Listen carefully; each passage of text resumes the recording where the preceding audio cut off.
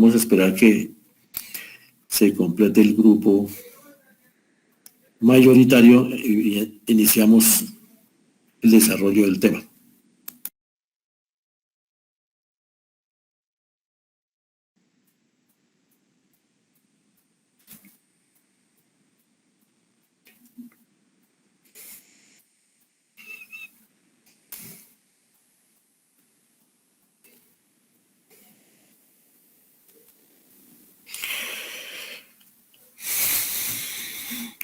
Bueno, parece que no hay mucha asistencia y es un tema tan importante que me gustaría que 16 de los 23 personas se lo perdieran. ¿Cómo les ha ido mientras esperamos hasta las 7:30 a ver quiénes se conectan? Pero ¿cómo les ha ido en esta finalización de año a ustedes?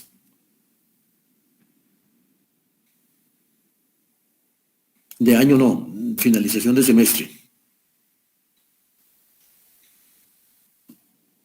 ¿Cómo les ha ido en los otros módulos?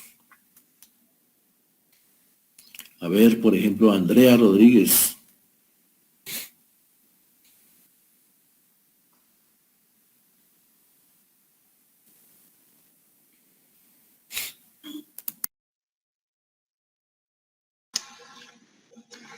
Pues bueno, profe, pues con los demás profesores ya hemos cuadrado como los trabajos finales que se tienen que presentar.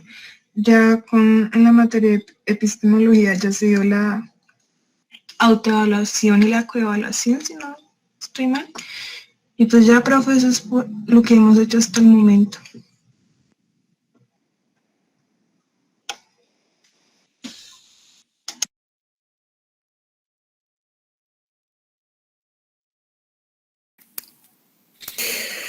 Bueno, yo creo que ya hay 10 personas. Podemos empezar. Les estaba hablando solo aquí con el micrófono apagado. Les estaba diciendo que escuchando aquí a Andrea,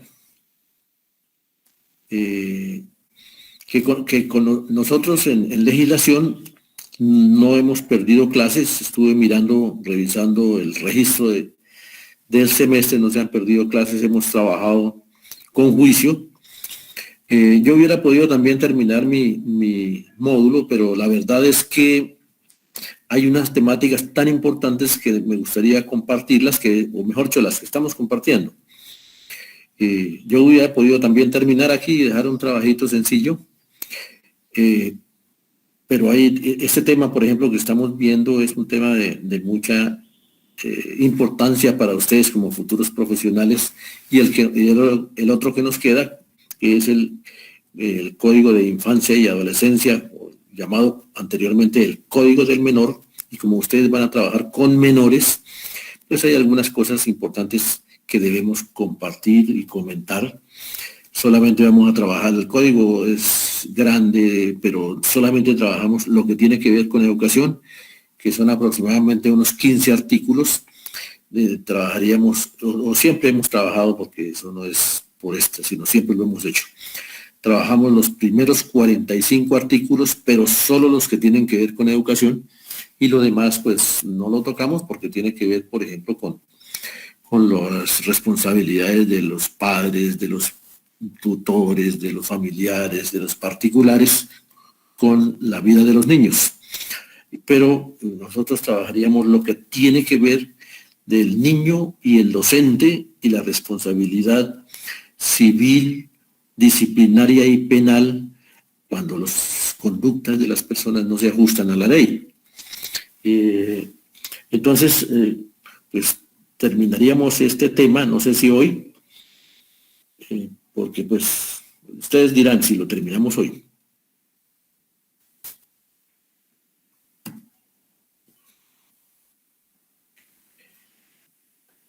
¿Qué dicen ustedes?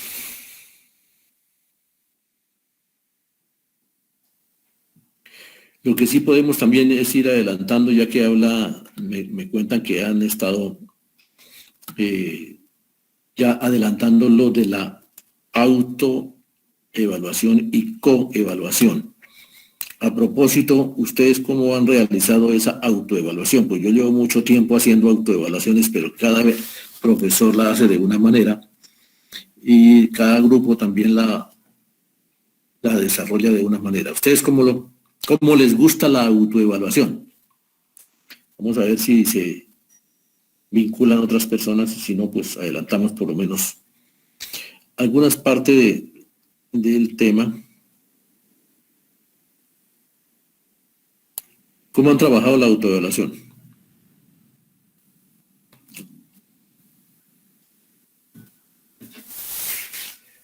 Están hoy muy tímidos para hablar.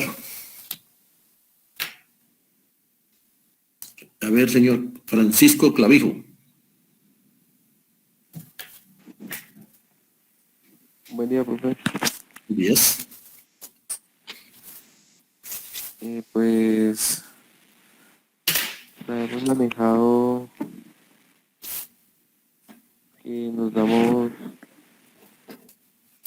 3 notas. 3 notas en autoevaluación. Sí, señor. Ah, o sea, se han autoevaluado con 3 notas. Contenido, una nota. ¿Cómo?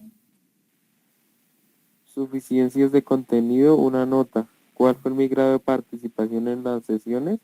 Otra nota. Y cumplimiento de los compromisos, otra nota. Y después las sumamos y las dividimos por el número de notas para dar una sola nota.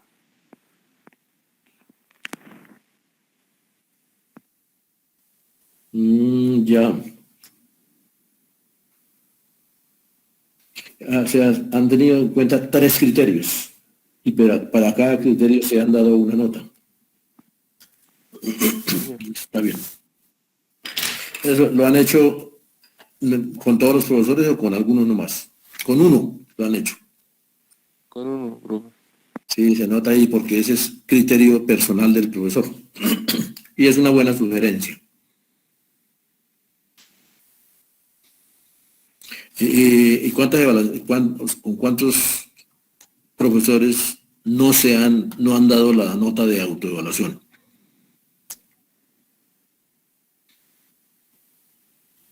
Profe, pues con la mayoría, o sea, hasta el momento solo con el profesor Gonzalo, que vimos 2 materias, pues nos hemos evaluado. Ya. Bueno, gracias. Entonces, esperamos que el miércoles estemos todos. Entonces vamos a desarrollar parte de la temática. ¿Cómo les fue con la lectura? Gracias, Alejandra. Gracias aquí a todas estas, a María Alejandra Vargas, que nos colaboró porque 2 personas que estuvimos o que estuvieron trabajando anteriormente tuvieron dificultades y María Alejandra nos habilitó este espacio para reunirnos. Entonces, pues su reconocimiento aquí. ¿Y cómo les fue con la lectura del 1278?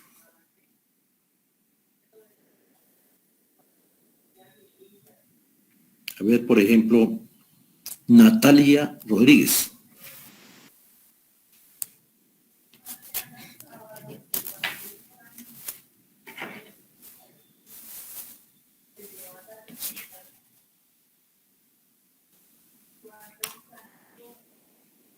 Natalia, bien, no puede hablar.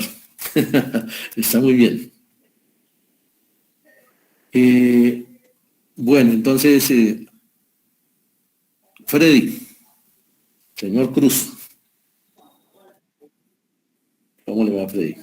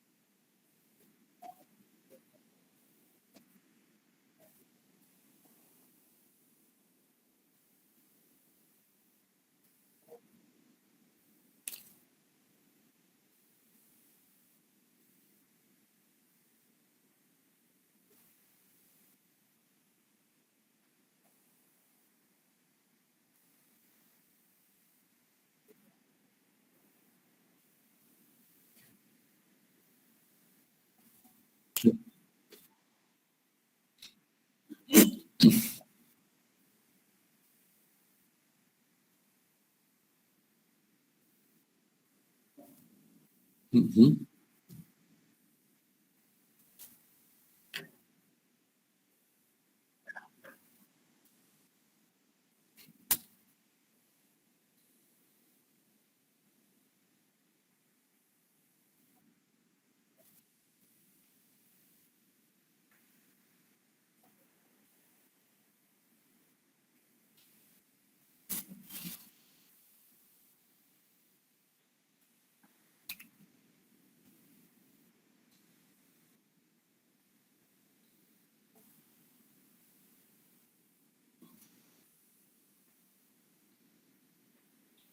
Sí.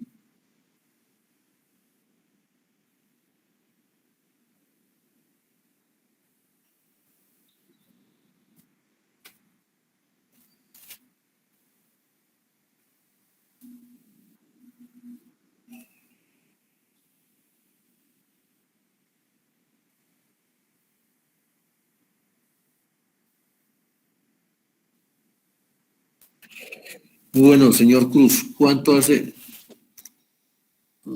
que usted está vinculado a la educación?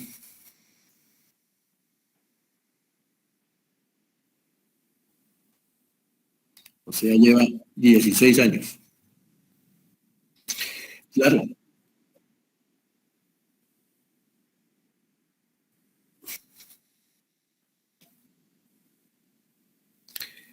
ya, exacto, porque es que quien lo escucha sabe que está hablando una persona que tiene experiencia en la docencia. Eso no se capta con una lectura así sencilla. Sí, y eso lo van a ustedes a ver en su vida, lo van a aprender a través de la experiencia. ¿Quién otro quiere hablarnos un poco, así como hizo el señor Cruz, un barrido general del 1278? Y entonces ya hay 12 personas, podemos entrar en materia, yo creo. A ver, por ejemplo, Laura, Lara,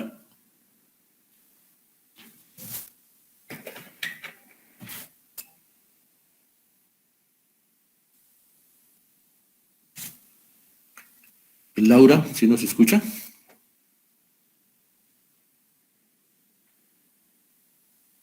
Mientras tanto, el señor Soto, prepárese a ver unas palabritas, a ver de lo que alcanzó a leer.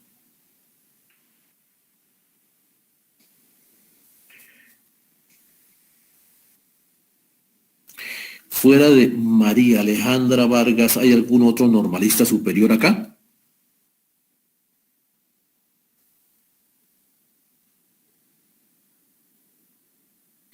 Porque me imagino, del 2005. Freddy, ¿usted tiene el título de normalista superior?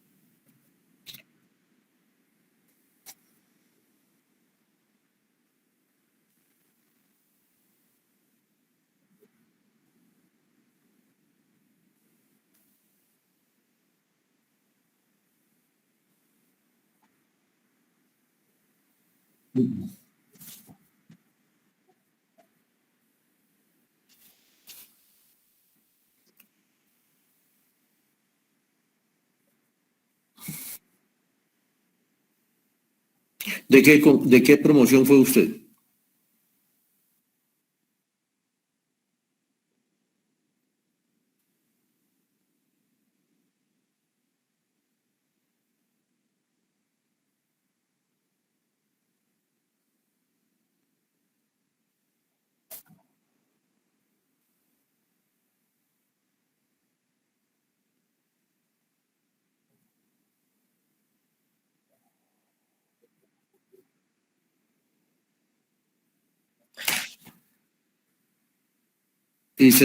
Muy bien.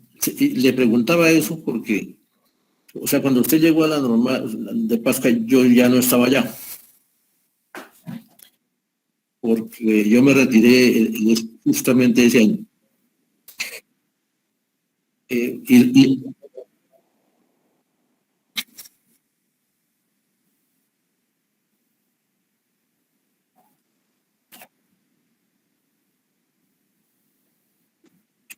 y lo digo esto porque esto tiene que ver con el tema del concurso. Nosotros en Pasca ocupamos no el primer lugar, sino obtuvimos el mejor índice, porque eso no se mide por índices. El índice más alto en la aprobación del concurso, del primer concurso. Si hay algo que se le reconoce a la normal, y ahorita le explico por qué eso que usted dice de que unos pasan y que no se explican por qué pasan. El concurso, es que eso tiene unas claves. Pasar un concurso no es solamente prepararse, es saber presentar la prueba. Y ahí es donde fallaron muchos. Pero en eso sí la normal de Pasca fue muy exitosa. Mire, el primer concurso se hizo en el 2002, 2003, y solamente habían 2 promociones de normalistas superiores. Y de esas 2 promociones, en la primera salieron 16 y en la segunda salieron 20. De la primera promoción se presentaron al concurso solamente 15, porque uno se accidentó en esos días, como algunos 3 meses anteriores al concurso, y pues quedó parapléjico y no pudo presentarse. Pues el cambio no ejerció como docente y él no se presentó al concurso. Y se presentaron 15. Y de los 15 pasaron 13 normalistas superiores del concurso. Eso nos dio a nosotros el índice más alto en Colombia. Incluso mientras aquí en la universidad de 30 pasaban 3 el concurso, nosotros de 15 pasaron 13. Y de los 20 de la segunda promoción, se presentaron 18 porque una señora se había casado hacía poco y el marido no la dejaba trabajar, y la otra persona se había ido a estudiar a Bogotá. Solo se presentaron 18. Y de los 18 pasaron 12. Hablo de la segunda promoción. Entonces, la promoción de la normal fue muy buena y en general en Colombia a la normal de Pasca le fue muy bien en los concursos. Y así pasaba, lo que usted dice es cierto. Gente que tenía experiencia, porque después, por ejemplo, en el segundo concurso, varios profesores de ahí mismo de la normal que estaban provisionales se presentaron y no pasaban. Y los del ciclo complementario que se llamaba, sí pasaban. ¿Y por qué eso? Porque es que, mire, para ustedes que se van a presentar al concurso, eso hay ciertos secretos, ciertas formas de poder acceder a un concurso. Lo primero, ¿y por qué la normal sacó esos promedios tan buenos? Porque la normal de Pasca en Colombia hay 137 normales. Y cuando eso habían los énfasis en sociales o énfasis en ciencias naturales, en cada una de las áreas. Y nosotros en Pasca teníamos el énfasis en matemáticas. Y en Colombia solamente habían 4 normales que tenían énfasis en matemáticas. Y los cuestionarios del concurso tenían mucha matemática, mucho desarrollo del pensamiento lógico. Entonces eso para los normalistas de Pasca, pues eso era fácil. O sea, eso era lo que habían practicado. Énfasis en el desarrollo del pensamiento lógico del niño.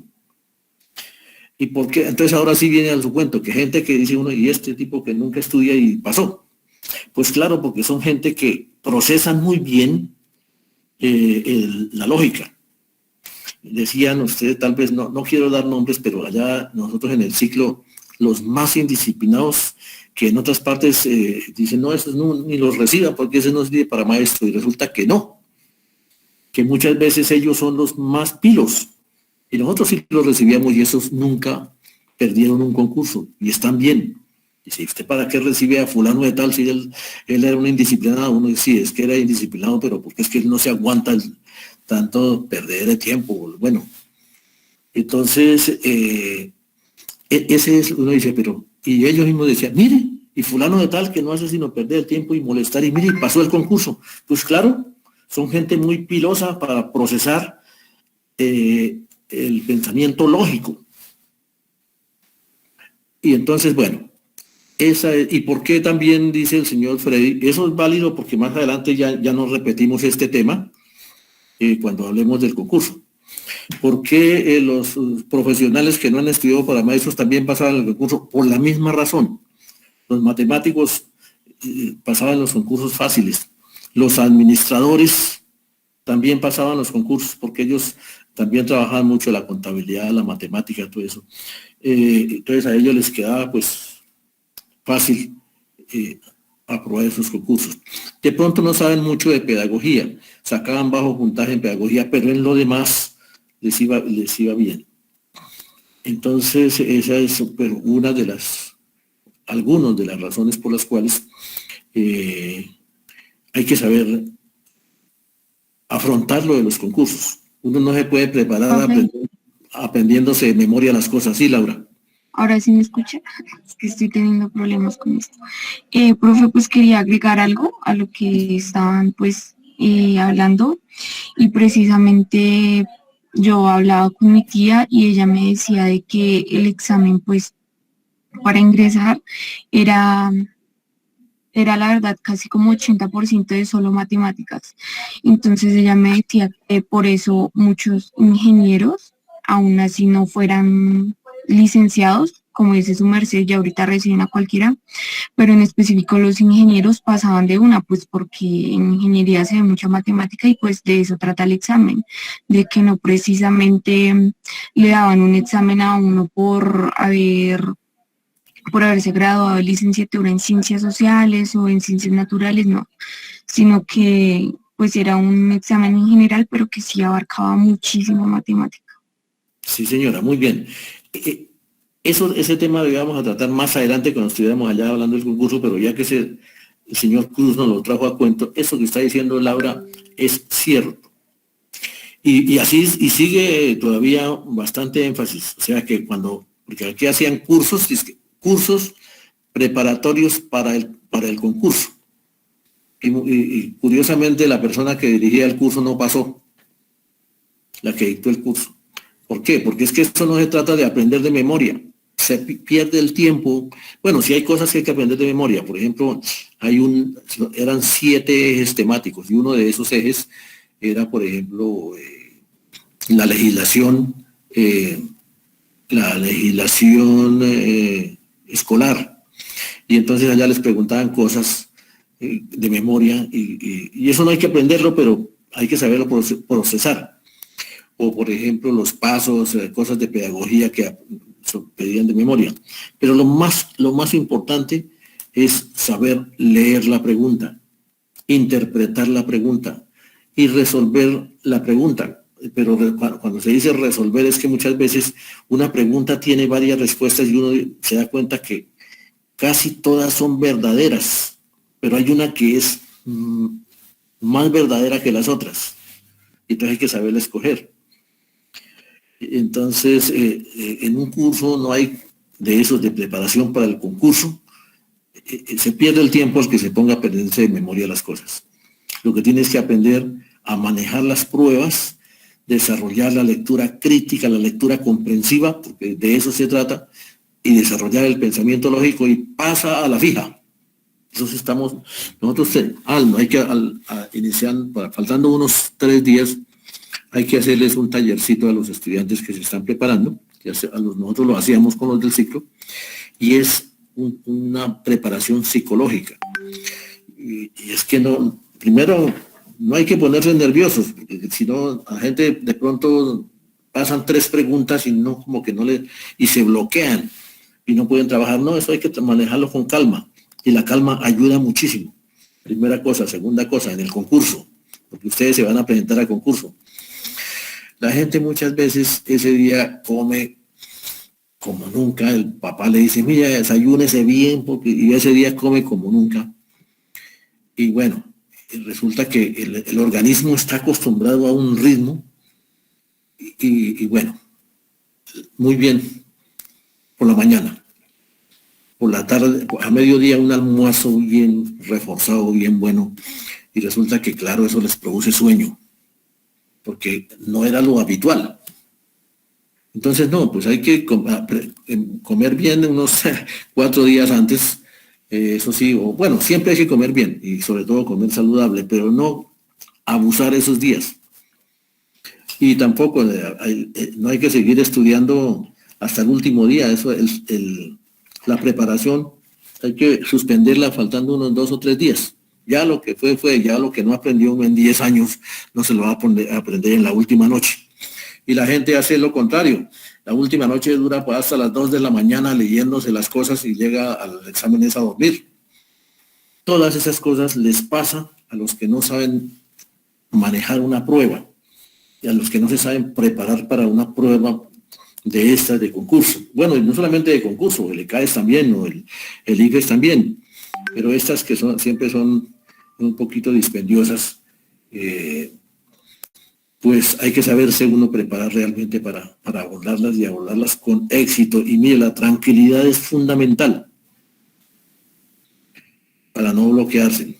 Bien, gracias por haber abordado este tema. Fuimos adelantando parte de lo que seguimos. Entonces, vamos a ver, terminar lo de qué día, porque lo de qué día sigue vigente. Profe, una pregunta. Sí, señora Laura. Respecto a cuando el maestro se va a retirar de un colegio, o sea, yo no sabía como que había un artículo específico para esto y pues sí me generaba con mucha curiosidad porque hablaba pues con una profesora y ella me decía de que pues uno de los compañeros se retiró y tuvo que dar un motivo en específico, pero o sea, no era verdad. Y pues eso sí me causó pues curiosidad y lo vine a ver fue aquí en uno de los artículos, pero en sí como qué motivos específicos deben haber para uno poderse retirar de un colegio. Bueno, y gracias. Ahorita le respondo a esa pregunta con la norma. Vamos a ver. En detalle, ¿no? Porque esa pregunta es muy importante, vamos a ver, dejar de compartir. ¿Están viendo mi pantalla? Sí, La respuesta la tengo aquí en una diapositiva para ilustrársela más. Bien.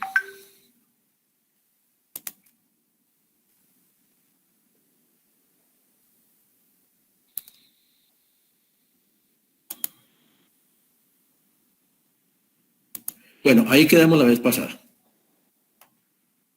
Pero bueno, yo no sé si me voy a ir hasta donde. Esto es parte de la respuesta.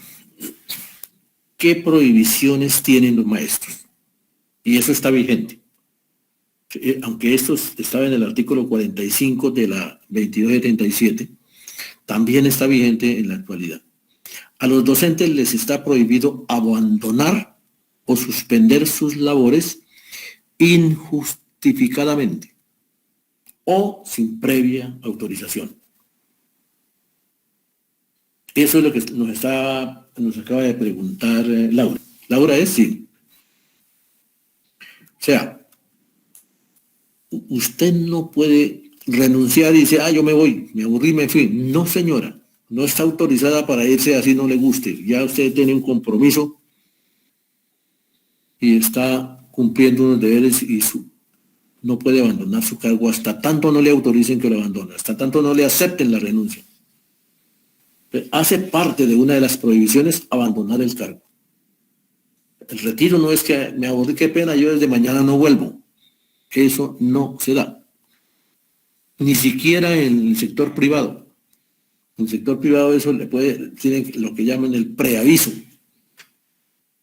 si se quiere retirar, pues por lo menos informe con tiempo. ¿Para qué? Para darle espacio al dueño o al colegio, a las directivas de buscar un reemplazo, porque no puede, que no, qué pena, yo ya no quiero trabajar más y no vuelve desde mañana y dejamos ahí 20, 30 estudiantes solos porque como no avisó con tiempo. Esa es una de las razones.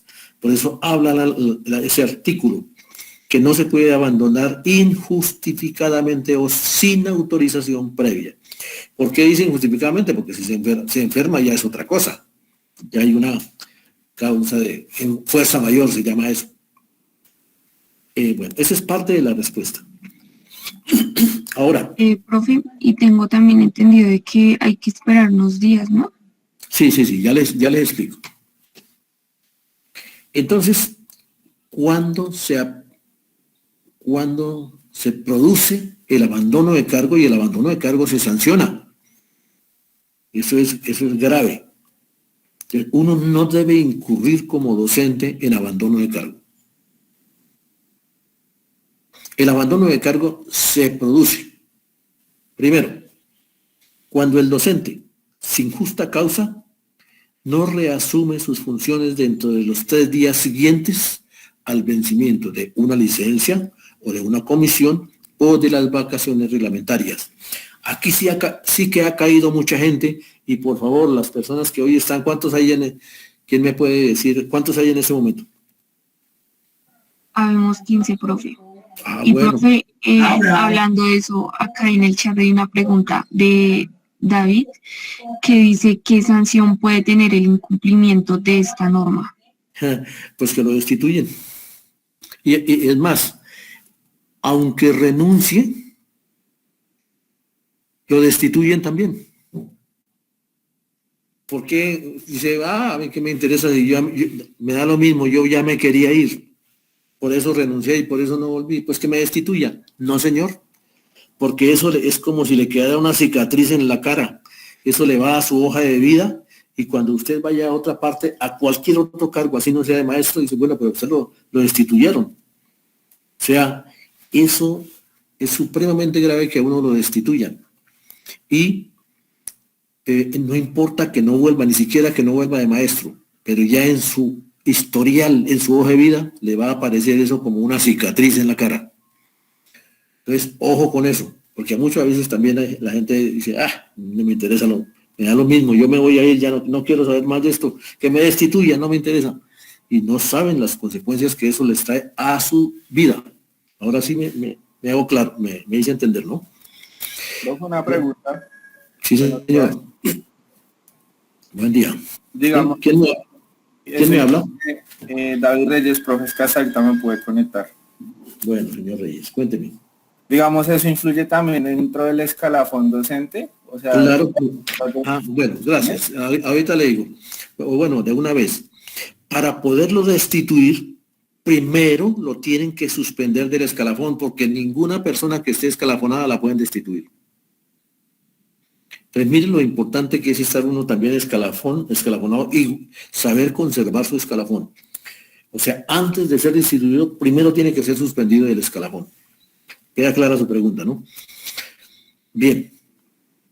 Entonces, bueno, ya quedamos en esto. Cuando sin justa causa no reasume sus funciones dentro de los 3 días siguientes al vencimiento de una licencia o de una comisión o de las vacaciones. Esto le ha pasado a mucha gente que resulta que están por allá paseando y especialmente es así, eso es el problema, que se van a pasear y está tan bueno el paseo que dice, yo llego después y presento allá cualquier disculpa y resulta que a veces cuando le quieren aplicar las normas, entonces no le aceptan la justificación, porque el hecho de que estuviera paseando no es una justificación para que no venga. Y si deja 3 días sin presentar, lo primero, cuando uno termina vacaciones, ustedes no han tenido vacaciones porque son muy jóvenes, vacaciones laborales, pero cuando uno termina vacaciones, lo primero que tiene es que ir y presentarse y dejar constancia de su presentación. Generalmente hay una planilla donde uno registra que se presentó. Pues justamente por esto que dice la norma. cuando sin justa causa no reasume sus funciones dentro de los 3 días siguientes al vencimiento de sus vacaciones. Ojo con esto, muchachos. O cuando una licencia se le vence, o cuando una comisión se vence. Segundo caso, cuando deja de concurrir al trabajo 3 días consecutivos, sin justa causa, claro. Eso no es que fue que me tomé unos tragos anoche y entonces amanecí en Guayabado y yo preferí no ir antes que ir en Guayabado, pues 3 días consecutivos y le aplican el abandono de cargo, y el abandono de cargo es la destitución, o sea, la separación del cargo. En ese caso, pues claro que eso es un proceso un poquito grande, pero lo pueden suspender, no destituir, suspender provisionalmente mientras le hacen todo el proceso. Pero eso del abandono de cargo es el abandono de cargo, subrayenlo allá y escríbanlo porque eso es supremamente grave. Y tercer caso, cuando en caso de renuncia, aquí está lo que me preguntaba, bueno, hace un momentico alguien. Cuando en caso de renuncia se va, o sea, hace dejación del cargo antes de que se le autorice para separarse del mismo. Y entonces ahí la misma pregunta que me decía después, que si tocaba dejar pasar unos días, sí señor, o antes de transcurridos 15 días después de presentada la renuncia. Y cuando no asume, bueno, ese es otro caso, ese es el cuarto caso. Entonces mire, si la persona renuncia, debe incluir una palabrita que dice renuncio irrevocablemente del cargo. Cuando dice irrevocablemente quiere decir que no pienso reconsiderar esa decisión. Me quiero retirar, necesito retirarme. Eso significa irrevocable. Porque cuando usted no le escribe esa palabrita, entonces dice, no, yo renuncio al cargo, pues le pueden decir que reconsidere su decisión, que mire que usted es un buen maestro y los alumnos lo aprecian mucho. Entonces, ¿por qué no hace un esfuercito y más bien reconsidere su decisión? Terminamos este año. ¿Por qué? Porque no le dijo que era irrevocable. Entonces, a veces hay hasta renuncias protocolarias. No sé si ustedes tienen información que cuando, por ejemplo, un funcionario que nombrado, asume los inmediatos colaboradores, por ejemplo, un gerente, nombran un nuevo gerente, los subgerentes deben renunciar. No es obligación, pero es protocolario. O sea, está bien renunciar. ¿Para qué? Para que el nuevo gerente organice su propio equipo, la gente de su confianza. Entonces, los que no, como es una renuncia protocolaria, uno dice renuncio a mi cargo o con el propósito de que usted tenga con plena libertad, yo renuncio a mi cargo. Entonces el gerente dice, no, yo quiero que usted me siga colaborando porque necesito su experiencia, necesito tener gente que conozca la empresa, entonces colabóreme. Entonces ahí lo ratifican en el cargo, es decir, no le aceptan la renuncia. Entonces por eso se utiliza la renuncia sin la palabra irrevocable, que es una renuncia por si se puede retirar. Y la renuncia irrevocable, en ese caso, el profesor dice, no, yo por tales agradezco la oportunidad que me dieron de trabajar, pero renuncio irrevocablemente a mi cargo. Él tiene que esperar que pasen, supongamos que no le contestan nada, tienen que esperar 15 días. Dice, cuando en caso de renuncia hace dejación del cargo antes de que le autoricen separarse del mismo, o antes de transcurridos 15 días. Cuando transcurre 15 días, o con esto, ¿sí me están escuchando todos?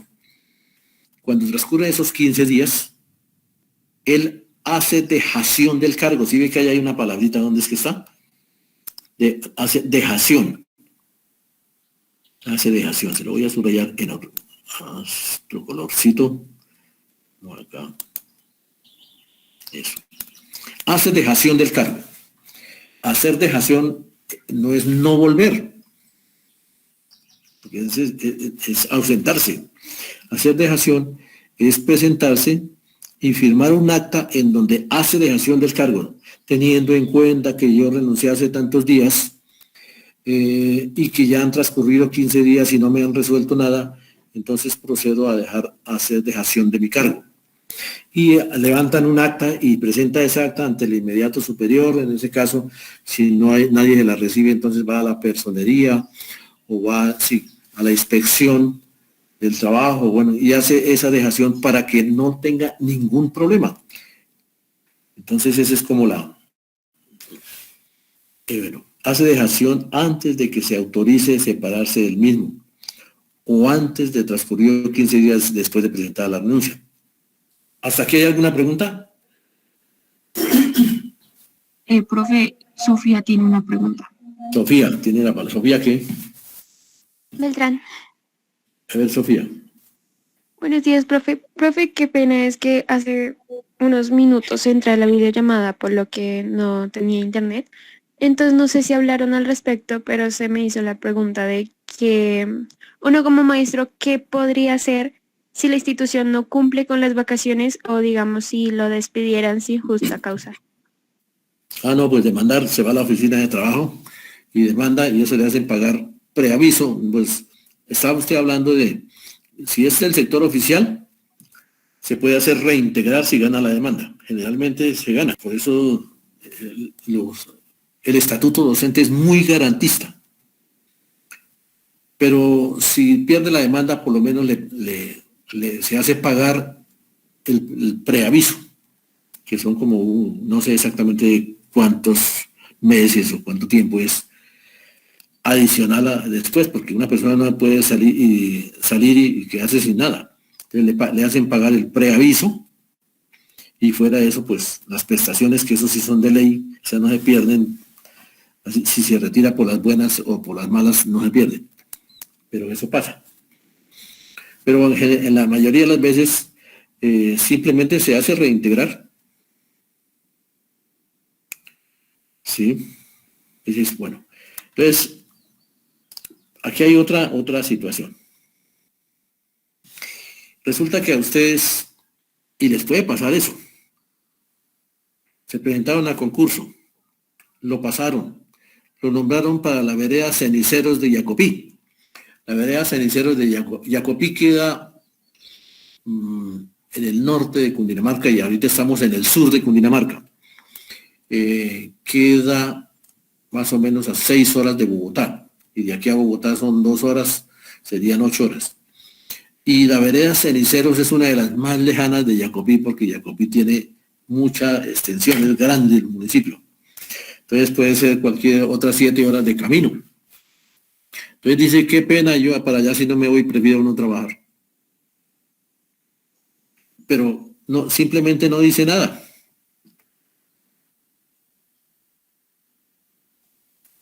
Entonces, como no dice nada,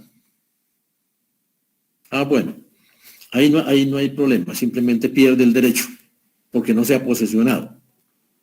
Cuando no asume el cargo dentro de los 10 días hábiles siguientes a la fecha de que se le comunique un traslado. Esa es la otra. ¿Sí? Si no asume ese cargo, o sea, le dicen, usted se tiene que ir para la vereda Ceniceros. Y no, yo para allá no me voy, échenme. Pues si no asume el cargo, la echan. La destituyen, para no utilizar esa expresión como tan fea. La destituyen de su cargo por no asumir el cargo, por no desplazarse a donde fue trasladada dentro de los 10 días siguientes. ¿Qué le aconseja a uno el sindicato? Lo primero que cuando tenga uno un problema, es bueno acudir al sindicato, porque el sindicato se las conoce todas. Ellos viven solo estudiando estas normas y todas las otras complementarias, entonces se las conocen todas. Entonces, en el sindicato le van a decir lo siguiente. Le van a decir primero, no se notifique, si usted sabe que lo trasladaron, no se notifique demore el mayor tiempo en notificarse. Mientras usted no se notifique, no le pueden aplicar esta norma.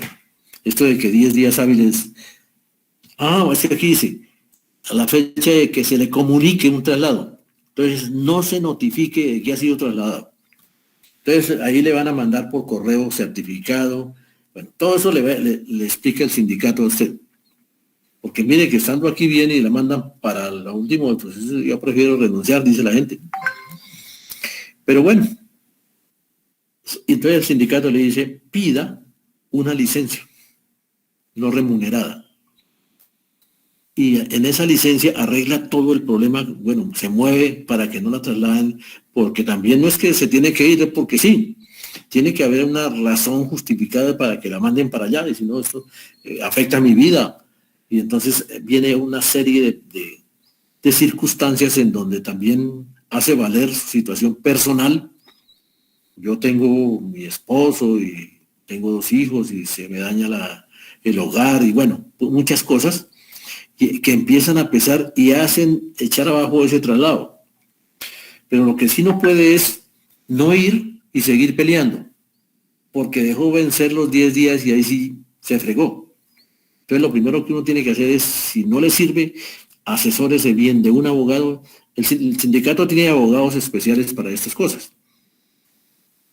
Bueno, no sé si, claro que estas cosas pues es bueno, uno las dice porque les sirve a ustedes en la vida. A veces dicen, no, eso no les enseñen mañas a los maestros, le dicen a uno. Bien, entonces, sí señora, ¿quieres? Laura Lara, ¿existe la posibilidad de que a uno lo veten? ¿Y qué llama usted vetar? Que no lo dejan a uno trabajar pues en lo que uno se especializa durante un tiempo. En ese no trabajaría. ¿Quién lo vetaría? No lo sé. Es decir, porque sí existe la posibilidad de que lo veten, por ejemplo, los estudiantes. Dicen, no, es que ese profesor no se prepara, ese profesor no nos trata bien, entonces lo vetan. Dicen, no, recibimos clase con cualquiera menos con ese profesor. Nosotros sí queremos clase, pero con ese profesor no. Sí existe esa posibilidad y ahí sí es delicado, porque ahí empieza a configurarse lo que a la clase pasada llamábamos ineficiencia profesional. Entonces sí existe la posibilidad de que a uno lo veten. Ahora, que sea el superior que diga, no, pues, a usted sí no la recibo. ¿Por qué? No, ¿por qué no? Eso no existe esa posibilidad tampoco. No hay eso. O sea, si hay una razón justificada, existe esa posibilidad. Ahora, que no es legal o no es legal, no es simplemente, si eso se da, al profesor no le pasa nada mientras no le demuestren su ineficiencia o las razones por las cuales lo están vetando y quiénes son los que lo vetan, porque también hay veces que un profesor se gana la animadversión de un padre de familia o de lo que sea y por todo le pone problema. O sea, la vida de los maestros tampoco es que sea como un jardín de rosas. A veces también se ganan problemas, enemistades. Por eso el maestro tiene que mantener muy buenas relaciones con la comunidad y hacerse querer de la comunidad, y eso, la persona se hace querer de la comunidad si se interesa por ella, si trata bien a los estudiantes, y tratarlos bien no es regalarle las notas, es que ellos sientan que con ese profesor están aprendiendo. Pero ya eso deja muchas satisfacciones, créame que más que plata, la educación también deja muchas satisfacciones, porque es muy bonito, realmente, y lo digo por experiencia personal, que uno pase por cualquier parte y la gente lo salude con atención, como con agrado. Y cuando uno se porta bien, la gente le voltea la cara y no saluda, y pues uno no pierde nada, pero eso no le deja a uno un buen mensaje. O sea, las mejores satisfacciones del maestro uno se las lleva de la respuesta de sus estudiantes. Y bueno, pues también todo lo que le brinda la profesión, porque uno de eso sí no puede vivir. Bien. Entonces vamos a la siguiente. Derecho a la defensa. Aquí está adelantado lo que estábamos hablando. Llegó a una persona y se quejó de que ese profesor no llega temprano a las clases y bueno, alguna queja. Entonces dice, las sanciones disciplinarias se aplicarán con observancia del derecho a la defensa del acusado en los términos previstos en este decreto. Eso cambió un poquito. Esto es el 2277. Pero la esencia sí se mantiene, porque ahora no es que haya pasado ni siquiera al nuevo estatuto, sino que eso pasó al Código Único Disciplinario. O sea, todos los funcionarios se les procesa de la misma manera sus faltas disciplinarias. Entonces dice, el docente que sea objeto de una inculpación, mire, el primer derecho que tiene, tendrá derecho a conocer el informe y las pruebas que se alleguen a la investigación. Eso no es que por debajito de cuerda le están investigando y le están armando un mamotreto de pruebas y a última hora le van a aparecer con unas cosas que usted ni siquiera sabía. Si eso llegara a ser así, usted gana, porque no se respetó el debido proceso. Y ahí sí que falla la gente. Fallan los rectores, falla todo el mundo porque no hacen las cosas al derecho y el profesor dice, no me respetaron el debido proceso. ¿Y cuál es el debido proceso? A que yo tengo derecho a conocer de qué se me está acusando. Y segundo, tengo derecho a conocer qué pruebas hay en mi contra. Y si eso no lo hicieron, así tengan la razón, ustedes pierden. ¿Está claro esa parte? Bien. Además tiene derecho a que se practiquen las pruebas que solicite el maestro. Dice, no, yo solicito que ustedes pidan un informe en el puesto de salud y yo estaba allá a esa hora. Y entonces van y la solicitan y sí estuvo allá, entonces no lo podían investigar. Yo no podía estar allá donde me están acusando. Yo estaba allá en esa otra parte. Eso es mentira. Y ahí puede empezar a desmontar las pruebas que le están diciendo. ¿A qué más tiene derecho? A ser oído en declaración de descargos. O sea, no es que allá, ahí le mando, no, señor. Eso se llama la legítima defensa. O sea, que se le escuche en sus descargos. Eso no es cierto, por esto y esto y esto y esto.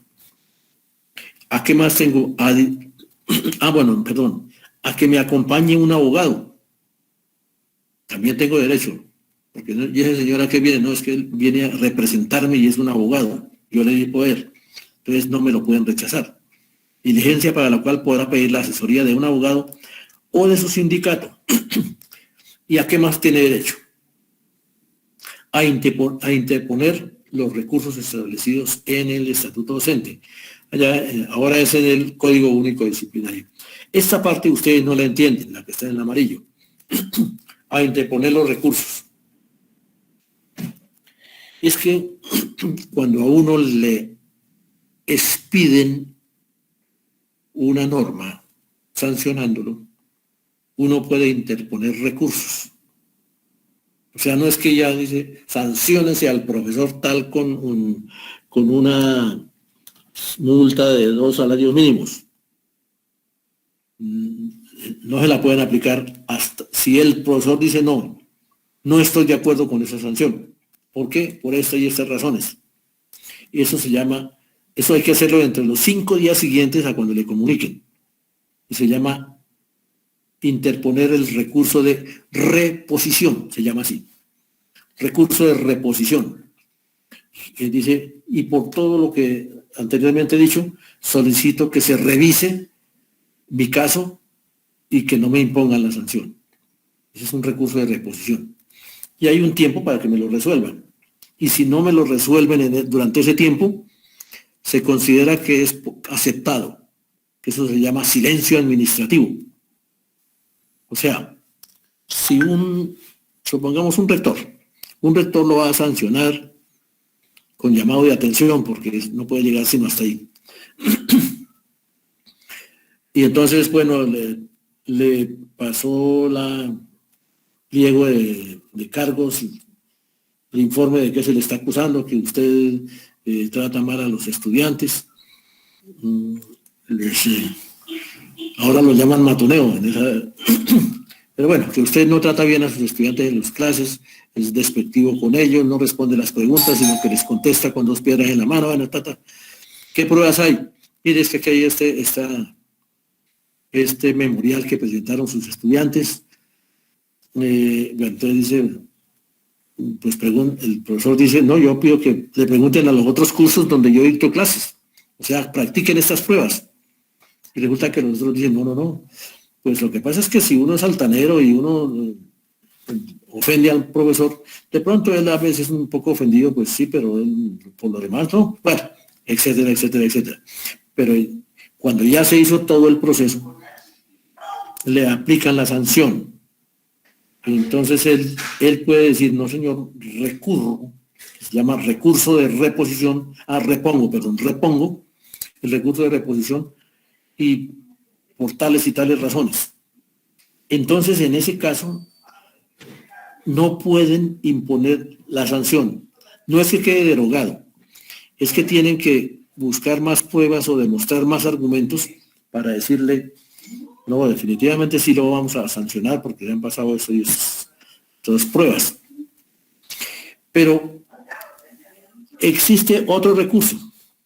Supongamos que el rector no se echa para atrás.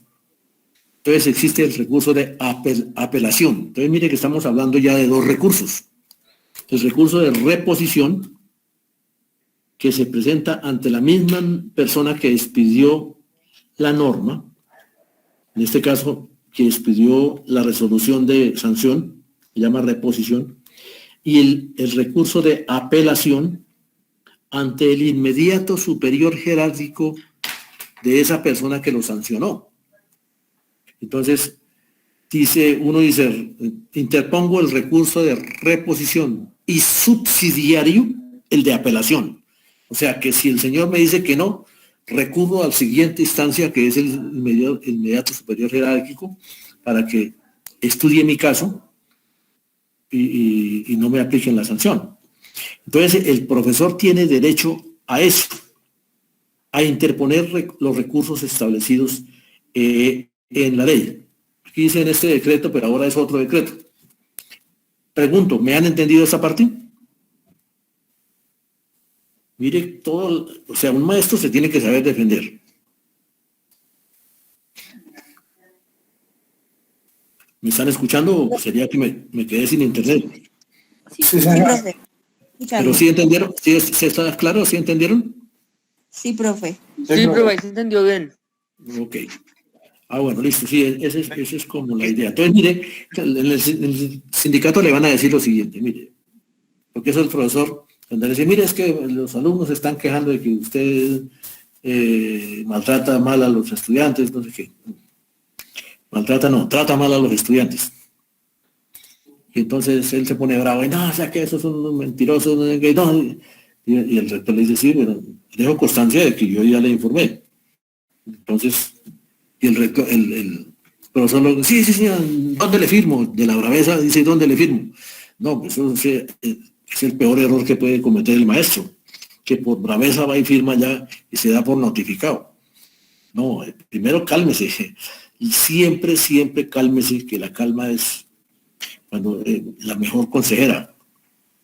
Entonces, y no comete ese error de firmar porque es más, mucha gente dice, el rector le dice, firme acá, dice, no, yo no firmo hasta que no, y entonces el rector le dice, ven, yo pido, el rector, si se la sabe todas, porque el rector no sabe tampoco eso, llama a un testigo y dice, mire, dejo testimonio, dejo constancia de que estoy notificándole tal cosa al señor profesor y él no me quiere firmar. Entonces lo pongo a usted como testigo.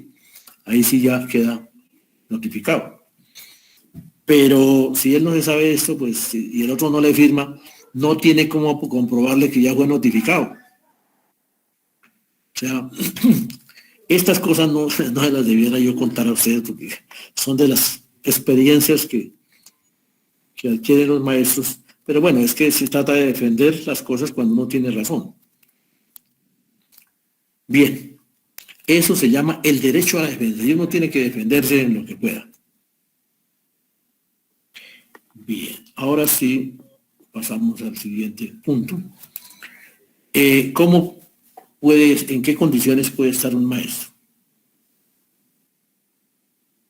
Vamos a ver si pudiera subir un poquitico más. No, no se pudo. Bueno, distintas situaciones de los docentes del servicio oficial que pueden encontrarse. Un maestro puede estar o en servicio activo cuando está trabajando común y corriente, o en licencia, o con permiso, o en comisión o por encargo. ¿Cuál es la diferencia en comisión y por encargo? En comisión es cuando le dan a uno la posibilidad de que ocupe otro cargo o haga otra actividad, entonces le dan a uno como una licencia para eso, para ocupar otro cargo. O por encargo, entonces uno está de profesor y se fue la coordinadora, entonces le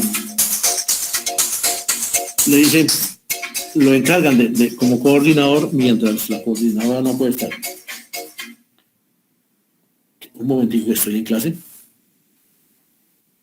Listos. Y puede estar también en vacaciones.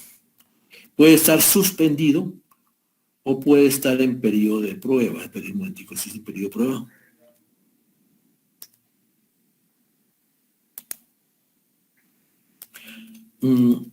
En suspensión en el ejercicio de sus funciones, o puede estar en retiro. Es en retiro del servicio activo. Entonces mire que cuando un maestro está retirado, todavía es considerado maestro porque está escalafonado, está en retiro. Y esa es la diferencia entre el que lo suspenden del escalafón, ya no está en retiro, sino simplemente ya no pertenece a este gremio. Esas son las 7 situaciones en que puede estar un maestro, o en servicio activo, o en licencia, o con permiso, o en comisión, o en vacaciones, o puede estar suspendido, que esto es una sanción, o puede estar en uso de buen retiro. Ahora viene el nuevo escalafón, que es lo que hoy nos interesa, parte, porque pues no alcanzamos a ver toda esa parte, pero ya lo demás lo dejamos así. ¿Hasta aquí hay alguna pregunta? No, señor. Bueno, entonces vamos para el estatuto docente, pero nos vamos a...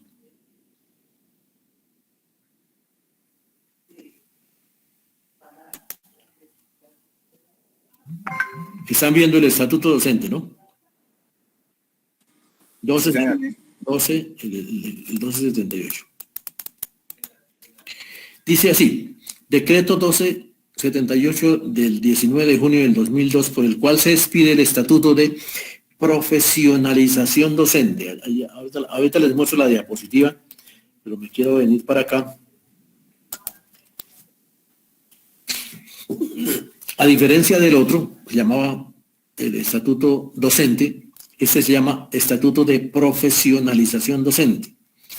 Y los maestros creían que era o creíamos, porque yo me incluyo ahí, que solamente pueden ejercer la docencia quienes son profesionales en docencia. Y resulta que fue todo lo contrario, no fue ningún estatuto de profesionalización docente, sino que a través de este estatuto le legalizaron para que todo el mundo se meta a ejercer el ejercicio de educador. A todas estas, los que leyeron, en el estatuto que ya vimos, dijimos que los que ejercen las funciones docentes se llaman genéricamente educadores. En este estatuto, ¿cómo se llaman? ¿También se llaman educadores o cambian de nombre? Entonces viene, porque estos primeros artículos son clave, ya lo demás tiene que ver con el concurso, de los cuales ya hablamos. Muchas de las... Hablamos incluso a fondo, porque las preguntas que hizo el señor Cruz y las intervenciones que hizo, pues nos dio para hablar a fondo del concurso.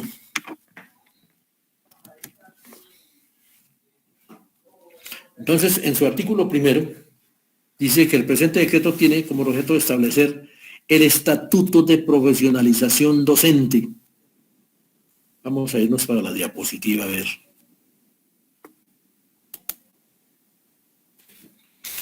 El presente decreto tiene por objeto establecer el estatuto de profesionalización docente. Ya está resaltado con amarillo. Y les decía que no hay tal profesionalización docente, fue todo lo contrario. Pero ¿qué es lo que hace ese estatuto? Que regulará las relaciones del Estado. Aquí ya es solamente para los educadores oficiales. El otro también regía para los privados. Este solamente rige para los docentes oficiales, o sea, los del Estado. Las relaciones entre el Estado y los educadores, garantizando que la docencia sea ejercida por educadores idóneos. Aquí no dice por maestros, no dice por licenciados, sino simplemente cualquier persona puede demostrar que puede ejercer la docencia como un educador idóneo, o sea, ejercer la docencia idóneamente. Ahora bien, ¿qué les reconocen? ¿Qué aspectos tienen en cuenta? El reconocimiento de su formación, o sea, de sus estudios, de sus cursos, de todos los... También el reconocimiento de su experiencia aquí no como maestro. Y también el desempeño y competencias y los atributos esenciales que orientan a todo lo referente a estas 5 cosas. Primero, el ingreso. Segundo, la permanencia. Tercero, el ascenso. Y cuarto, el retiro del servicio. Eso es este estatuto. Aquí en el artículo primero está la gran síntesis de todo el estatuto docente, el 2277. Eso incluyó allá, observen que lo que dijo el señor Cruz estaba muy acertado. Ahora bien, ¿a quiénes se le aplica? Las normas de este estatuto se aplicarán a quienes se vinculen a partir de la vigencia del presente decreto. Es parecido a lo que van a hacer con el reglamento estudiantil, que a ustedes no se lo aplican sino a los que se vinculen después de que aprueben el reglamento estudiantil. Aquí también, porque las normas en materia laboral en este caso no son retroactivas. Entonces, a quienes se vinculen a partir de la vigencia del presente decreto para desempeñar cargos, y aparece allá en fucsia, docentes y directivos docentes, ambos, que estén al servicio del Estado en los niveles de preescolar, básica, tanto primaria como secundaria y media, y a quienes sean, mire esto que está en amarillo, a quienes se aplican, a quienes se vinculen a partir de la vigencia del presente decreto y a quienes sean asimilados de conformidad con lo dispuesto en esta misma norma. A esos dos, a los nuevos, pero también a los antiguos, siempre y cuando ellos se quieran asimilar a esta nueva norma. Yo en la clase pasada les decía eso, porque me hicieron esa pregunta, bueno, y si uno está en el antiguo, ¿le puede pasar al primero? Pues claro que sí, pero tiene que renunciar al antiguo, y por escrito, que fue lo que no hicimos muchos, porque no nos convenía. Entonces se pueden, a los que ingresen y a los que también, y así mismo le van a aplicar a ustedes, a los estudiantes, los que quieran ingresarse al nuevo reglamento estudiantil, pues díganlo y se lo aplicamos. Y yo estoy seguro que si hacemos un buen reglamento estudiantil, todos se van a pasar a ese, porque ahí hay que conquistar garantías. Ahí se perdían garantías, pero se pueden conquistar. Bien, pues ahora hay que analizar lo bueno y lo malo y mirar a ver si se pueden. Preguntas hasta aquí.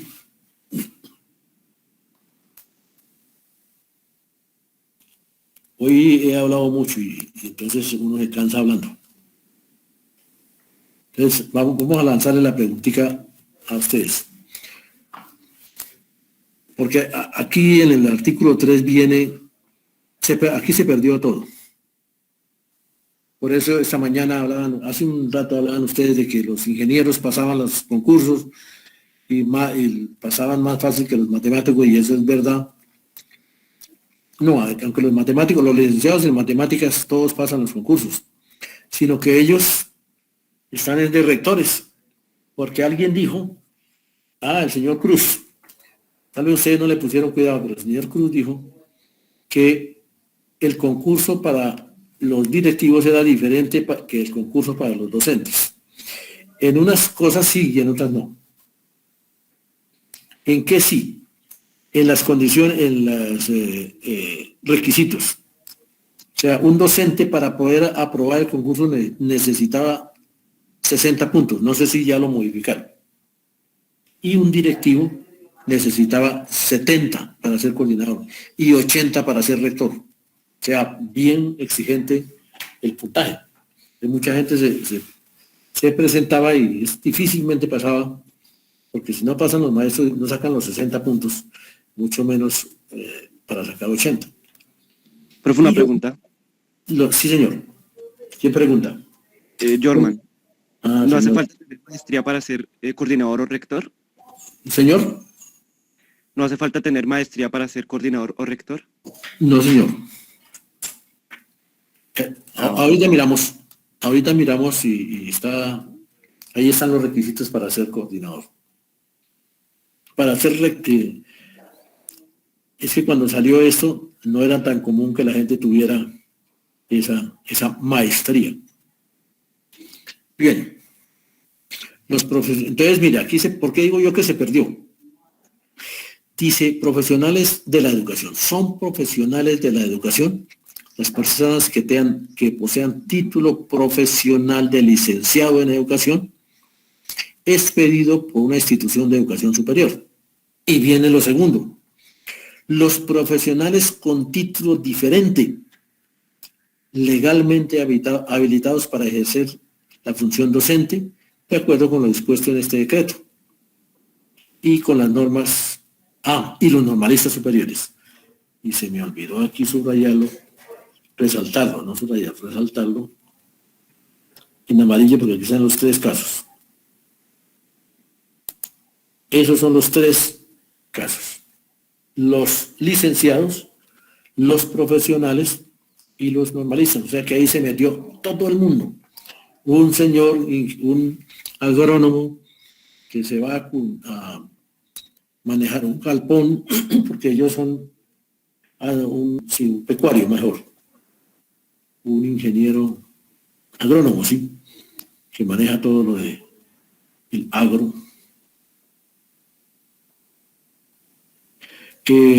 O un ingeniero en producción animal puede tener la experiencia de manejar gallinas, y entonces ahí eso se llama experiencia profesional, porque no dice experiencia profesional docente. Debe ser, le aceptan que cuidando allá las gallinas, o cuidándolas no, pero pues manejando ese galpón, ya tiene 5 años de experiencia. Y se la valen. Entonces cumple tener título diferente al de licenciado y tener experiencia profesional. Como él es agrónomo, entonces manejando las gallinas, esto es una experiencia profesional para él. Y entonces ahora va a manejar estudiantes. Esa es una de las grandes contradicciones que tiene nuestro estatuto docente. Bueno, el actual, porque ese a todas sigue vigente. Entonces, eso es una de las... Aquí viene otro aspecto, se me olvidó comentárselo a ustedes. En esta diapositiva, si ven ustedes lo que está ya en rojo, Veamos a ver, para que ustedes me ayuden. Sí, profe. ¿Lo que estaba más bien en rojo o en morado? Sí, ¿quién me está hablando? Porque estoy haciendo aquí registro de asistencia. Bueno, profe, está hablando Paula Michel Mayorga. A ver, señorita, lea y interprétemelo y explíquelo. Los rojos, ¿sí? Sí, señora. Dice, los educadores estatales ingresarán primero al servicio y si superan satisfactoriamente el periodo de prueba, se inscribirán en el escalafón docente de acuerdo con lo dispuesto en este decreto. Entonces, ¿cómo lo interpreta? Pues no entiendo la parte que dice que ingresarán primero al servicio, o sea que primero trabajan, o sea, trabajan como en periodo de prueba y pues ahí sí, digamos, por ejemplo, si pasan esa prueba, ahí sí pues son inscritos a como pues ya como docente oficial, ¿no? No como docente. Se inscriben en el escalafón. Pero sí es eso. Dígalo sin miedo, porque al comienzo estaba como dudando. Sí, eso es lo que usted está diciendo. O sea, antes, en el anterior, uno se graduaba y lo primero que hacía era solicitar su escalafón. Porque necesitaba era comprobar el título, comprobar que estaba formado para ser maestro. Entonces uno llevaba el título de licenciado a la oficina de escalafón y se escalafonaba y esperaba, cuando tenía que esperar, porque en esa época había mucho más facilidades de vincularse, a que lo nombraran, y los licenciados lo nombraban fácilmente. Entonces, uno se escalafonaba, pues no fue el caso mío, porque como les comentaba, yo entré a trabajar antes de escalafonarme, pero después los maestros sacan el título, llevan al título a la oficina de escalafón y solicitan escalafonarse, pero ya cuando se presentan son docentes escalafonados. Ahora es al revés, por eso lo subrayé aquí en rojo. Los educadores estatales ingresarán primero a trabajar, como dijo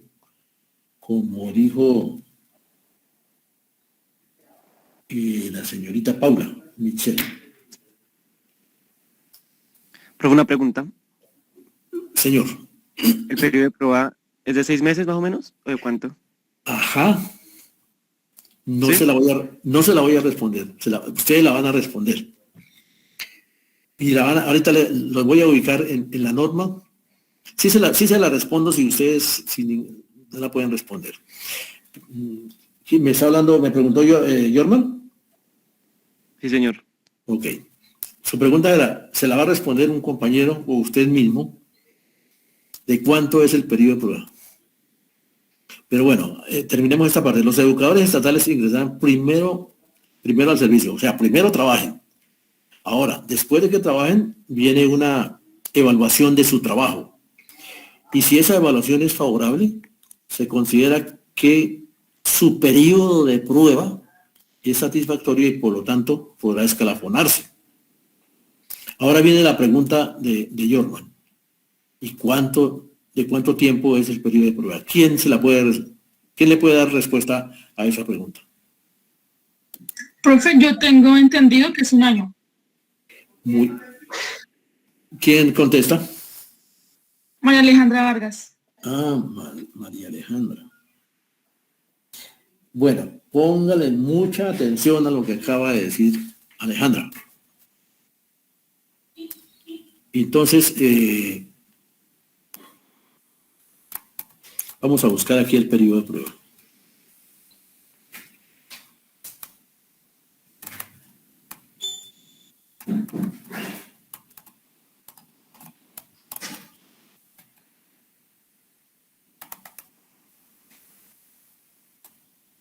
Aquí en el artículo 2.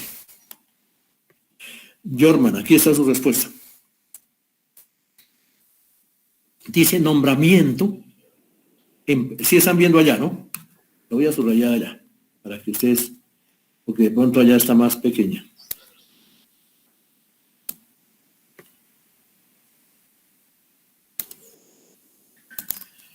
Nombramiento en periodo de prueba. La persona seleccionada por concurso, o sea, lo primero que hay que hacer es pasar el concurso. Si no, no hay tal periodo de prueba. ¿Está claro, Jorman? Pero bueno, usted no me pregunta si pasó o no pasó el concurso. Pues lo primero es que hay que pasar el concurso. Una vez que aprueba el concurso, hacen una lista de elegibles. O sea, el que saca el mayor puntaje es el primero que van a nombrar. Y así sucesivamente, y ahí de para abajo en orden descendente. El puntaje más alto es el primero. Eso se llama lista de elegibles.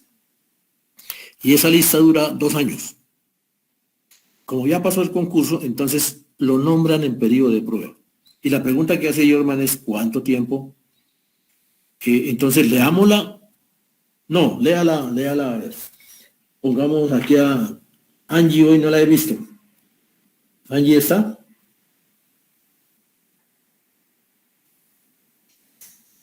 Angie Arias. Sí. ¿Sí está o no está? Espera, ya miro.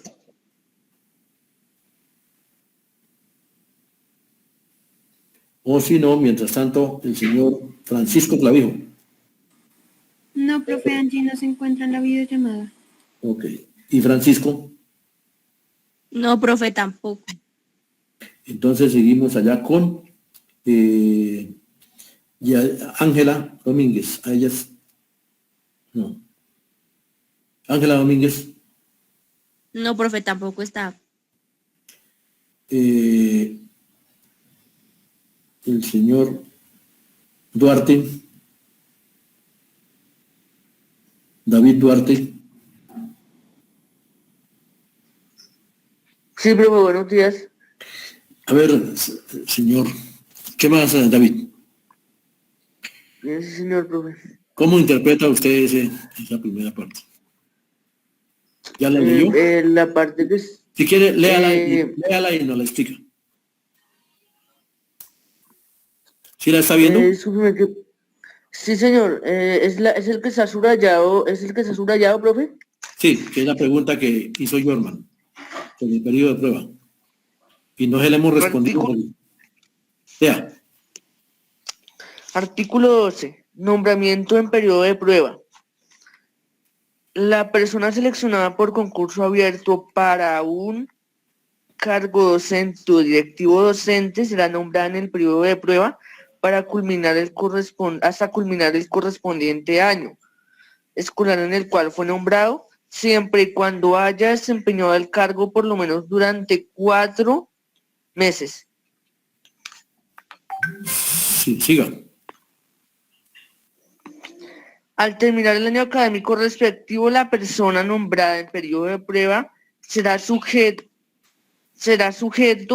de una evaluación de desempeño laboral y de competencias. Aprobado el periodo de prueba por obtener calificación satisfactoria en las evaluaciones, el docente o el directivo docente adquiere los derechos de carrera y deberá ser inscrito en el escalafón docente de acuerdo con lo dispuesto en el presente decreto. A ver, listo, ahora sí. Bueno, lo leyó bien. ¿Quién quiere? No sé si usted nos quiera decir algo sobre esto, si no, hacemos preguntas. Profe, yo pues quería... Sí. Usted tiene la palabra. ¿Iba a decir algo? Pues que según lo entiendo, se le admite en el concurso y entra al periodo de prueba. Después del correspondiente periodo, de acuerdo a su desempeño académico, si lo hizo con si le fue bien, por así decirlo, se le remite a una evaluación. Y si pasa esa evaluación, pues ahí ya adquiriría los derechos y se le admite en el escalafón docente. Claro, de acuerdo con las normas y con lo dispuesto en el decreto. Ok. ¿Alguien iba a hablar? Profe, ¿yo puedo hablar? No, pero primero una dama por allá que le escuché la voz. ¿Quién es? Yo, profe, otra vez, Paula, Michelle. Ah, bueno, Paula, Michelle. Profe, yo tengo una duda, o sea, con respecto al periodo de prueba, cuando el profesor está en ese periodo, ¿le pagan? ¿Se recibe sueldo o Claro. común y corriente. O sea, normal. O sea, Sí, como si estuviera trabajando de verdad. Y es que tiene que trabajar de verdad, si no le pagan común y corriente, claro. Y ahí le asignan un salario de acuerdo a su título. Sí, esa era mi duda, profe, sí. Sí, no, no, tranquila. Puede aceptar con toda la confianza porque le van a pagar como cualquier maestro. Ahora sí, ¿quién era? ¿Yorman era o quién? Porque no le han respondido a Yorman la pregunta. Pues ¿Quién también tenía el cuestionamiento de Paula y ya lo respondió su merced. Pero por lo que veo, el artículo no explícitamente no dice que tenga que durar un año el periodo de prueba, ¿no? Pues Oiga, Alejandra, un momentico, Alejandra dijo que un año, que le parecía, sin embargo, que no lo dijo con tanta seguridad. Sí, profe. Pero por lo que estoy interpretando del artículo 12, veo que explícitamente no dice que tenga que durar un año, sino, donde dice, siempre y cuando haya desempeñado el cargo por lo menos durante 4 meses, ¿no? Entonces, lo que se espera es culminar el correspondiente año y pues ya se supone que ya lleva un tiempo en el cargo, ¿no? Mientras Alejandra, ¿qué iba a decir? Es que yo me acuerdo, yo la vi legislación en el CICRE, ¿no? Con el profe Luto. ¿Con quién? Y él explicaba que digamos, no importa, digamos un ejemplo, yo entré a trabajar en octubre. Sí. A mí ya no me calificaban ese noviembre, sino hasta el año siguiente, pues porque no era el tiempo suficiente para ver pues el desempeño. Y eso dependía de que a final de año el rector es el que evaluaba los profesores. Bueno, mire, Alejandra, lo que le dijeron... Pero pues no estoy segura. No, tranquila. ¿Quién le dijo eso? Profe Lucho, no me acuerdo el apellido. Bueno, listos. Eso es parcialmente cierto. ¿Quién tiene otra respuesta? Antes de yo darle la... Profe, Marlon Soto. Señor Soto, a ver. Marlon Soto. Pues, profe, según entiendo y leyendo ahí, por ejemplo, ahí dice que el periodo de prueba es hasta culminar el correspondiente año escolar del cual fue nombrado, ¿no? Entonces, creería, ejemplo, si a mí me nombraran en marzo, pues desde marzo hasta que se culmine el año, sería como el periodo de prueba del año escolar, ¿sí? Sí, señor. Entonces, no Correcto. sé si sería esa la respuesta. Correcto. Eso que usted está diciendo es bien por el ejemplo que dio. Pero entonces vendría la otra pregunta que dijo María Alejandra. Y si lo nombran en septiembre... Profe, yo lo digo porque también tiene que ser durante 4 meses después, entonces ella no habría cumplido los 4 meses, ¿no? Si lo nombran en septiembre, entonces no cumple los 4 meses, ¿y qué pasa? Pues tendría que ser avalado pues hasta el otro año, ¿no? Pues, ¿Y hasta cuándo? ¿Y cuándo lo evaluarían? No avalado, lo evaluarían. ¿Cuándo cumple el año? Pues me imagino, pues, porque, pues ahí sí no sé, porque me dice que correspondiente a un año escolar en el cual fue nombrado. Sí. Y si no cumple los 4 meses, entonces se aplazaría un año más, me imagino. Eso es lo que le quería escuchar. No es, o sea, si lo nombraron en septiembre, pues en diciembre no ha cumplido los 4 meses, perdón. Por lo tanto, no lo pueden evaluar por no haber cumplido los 4 meses. Pero no es ¿cuándo cumple el año? Pues el año siguiente sigue y lo cumple en septiembre, cumple un año. Pero en septiembre no hay evaluación. La evaluación siempre se hace al final del año. Entonces a él le toca completar su periodo en el año en que lo van, digamos, en el tiempo en que hay evaluación. Entonces, pero si por ejemplo entra en julio, como nos acaba de decir el señor Soto, ¿era? Sí, señor. Así no cumple el año, como lleva más de 4 meses, en diciembre que hay evaluación de docentes, a él lo evalúan y de una vez le dan el concepto y si es favorable, de una vez puede pedir que lo escalafonen y lo dejen en propiedad, que eso es lo que yo les quiero, que no se les vaya a olvidar eso, solicitar que lo dejen en propiedad. porque es que eso no llega automáticamente, es que muchas veces la gente dice, salimos a vacaciones, hasta luego, a ver, y se imagina que ya todo está bien. No, hay que seguir gestionando hasta cuando quede en propiedad. Muy bien, pero yo creo que ahora sí, Jorman, le quedó completamente clara sus compañeros le respondieron su pregunta, y estuvo muy bien, pero vamos a mirar estos parágrafos, y entonces seguimos aquí completando, porque ya se nos va a acabar el tiempo. Vamos a... Otra pregunta, profe. Sí, señor. Esa solicitud de que lo dejan a uno en propiedad, o sea, no la hace uno, sino los directivos, o sea, el coordinador o el rector, o quién la hace específicamente. Sí, no, pues uno lo que tiene es que tramitar el escalafón para que lo dejen, para que quede en propiedad. ¿Sí? O sea, eso no se lo hace el rector. Usted saca la constancia, la certificación de los resultados de su evaluación, además que eso la tienen que mandar a la Secretaría de Educación, y con base en ella se dirige a la oficina de escalafón a solicitar su escalafón. Mientras usted no lo solicite, nadie se lo puede hacer a usted. O sea, eso no es automático. Y a veces los profesores creen que eso ya después le va a llegar el escalafón. No, si usted no lo solicita, no le llega. Por lo visto toca hacer muchas diligencias, ¿no, profe? Pues sobre todo llenar un formato, llenar un formulario de inscripción en el escalafón docente y a anexarle todos los documentos, porque entonces ahí sí usted tiene que anexar el título y más el resultado de su evaluación. Si tiene experiencia, pues de una vez hay que registrarla para que así no le dé para un ascenso, por lo menos quede registrado en su hoja de vida. Eso también es muy importante, muchachos, que yo no sé si Freddy todavía está con nosotros, pero esa experiencia hay que dejarla ya registrada, porque después no se la valen. Si uno no la ha registrado con tiempo, ya después no puede uno hacer valer experiencia que tenga anterior. En cambio, cuando usted pasó, así no sea, no lo asciendan, pero de una vez deje registrada esa experiencia. Y esa se la van a contar en el primer ascenso. Bien. Otra pregunta, profe. Sí, señor. Primero, ¿cómo se registra esa experiencia y dónde queda la oficina del escalafón? Pues, a ver, la oficina en la gobernación de Cundinamarca, hay una oficina de escalafón. Exactamente, yo hace tiempos que no he ido a esa oficina, pero esa quedaba ahí en la gobernación de Cundinamarca.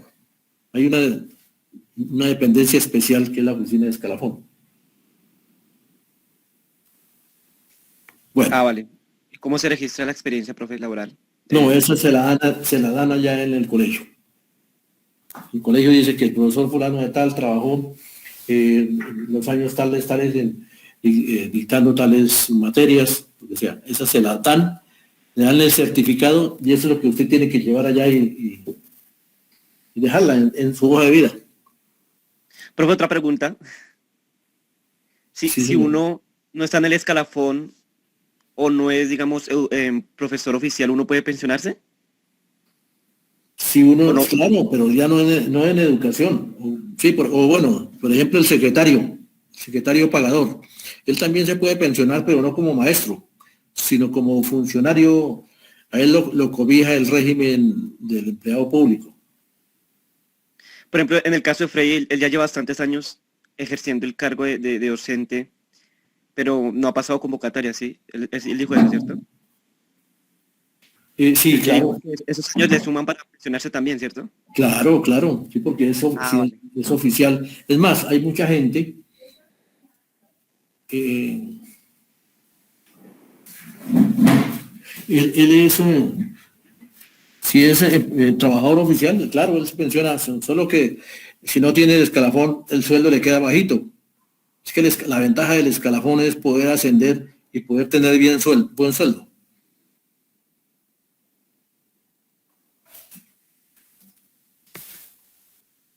Bueno, permítame un momentico que se nos acabó el tiempo y necesito porque me están buscando allí. y necesito, me voy a salir un momentico, porque necesito sacar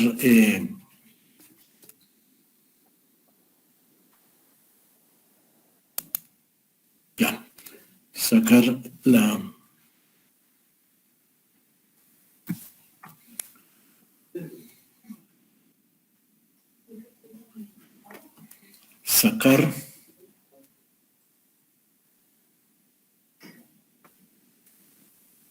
el pantallazo para enviar.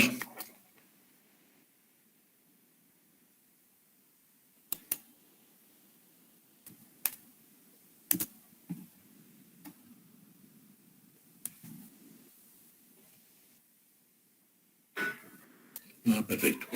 Bien, ahora sí seguimos con preguntas.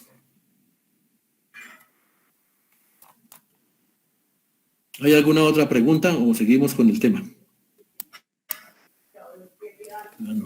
13, habían 16, ya se han retirado algunos. ¿Ustedes quieren que de una vez hagamos, o no, lo hacemos el miércoles trabajamos, terminamos algunas preguntas sobre eso y trabajamos el código de infancia y adolescencia o código del menor. Leen del 1 al 45, pero solamente se centran en los que tienen que ver con educación. Ese tema es muy interesante, más interesante incluso que el de hoy, porque los maestros a veces no saben trabajar hacen cosas que no se deben hacer con los niños creyendo que lo están haciendo bien. ¿Profe? Sí, señora. Pues porque a todas estas, por ejemplo, a Paula no la tengo yo registrada. Paula.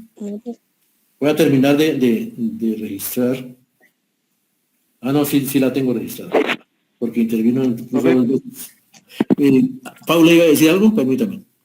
Sí, profe. O sea que para la próxima clase nos toca leer ¿qué artículo, profe? Del código... Del Código de Infancia y de Adolescencia, del 1 al 45. Leerlo, pero de esos analizan, así como estamos analizando hoy, los que tengan que ver con educación. Listo, profe. Que son poquitos incluso. Pero hay unos que son muy concretos. ¿Qué no pueden hacer los maestros? ¿Qué tienen que hacer las instituciones educativas? ¿Sí? ¿Qué sí pueden hacer? ¿Y qué sí deben hacer? Porque no es solamente qué no pueden hacer, sino qué sí deben hacer. Y que si no los hacen, los pueden sancionar por omisión en el cumplimiento de sus funciones. Que recuerden, que eso no lo vimos con ustedes, lo vimos en Constitución, que un funcionario es responsable por el cumplimiento de sus deberes, pero también es responsable por lo que no tiene, por lo que deja de cumplir. O sea, tiene que responder por lo que deja de hacer. Se llama por acción o por omisión. Si hace las cosas mal, entonces lo pueden sancionar. Y si no las hace, también lo pueden sancionar por omisión en el cumplimiento de sus funciones. Entonces ahí van a encontrar qué tiene que hacer y qué no tiene que hacer. Eso se llaman prohibiciones. Con los niños, porque es que el problema con los niños es que eso tiene implicaciones laborales, disciplinarias y penales. Entonces el tema es, por eso no quería que termináramos el semestre sin que tratemos estos temas. Y con la seguridad de que conmigo, no es solamente lo que hablen conmigo, sino que eso hay que seguirlo profundizando ya más específicamente con abogados. Hay que asesorarse, no es suficiente con leerse una norma y hacer uno de abogado, creer que ya es como leyó la norma ya es uno igual que un abogado. No, eso hay mucha cosa de interpretación de normas que es mejor uno apoyarse en los abogados. Incluso los mismos abogados saben que ellos tienen que apoyarse en otros abogados que son los especialistas. Por eso las oficinas de abogados tienen lo que llaman un pool de abogados, y es que, bueno, usted que es especializado en derecho laboral, ¿cómo le parece este caso? Y el otro es abogado en derecho tributario, entonces como cada uno en su especialidad.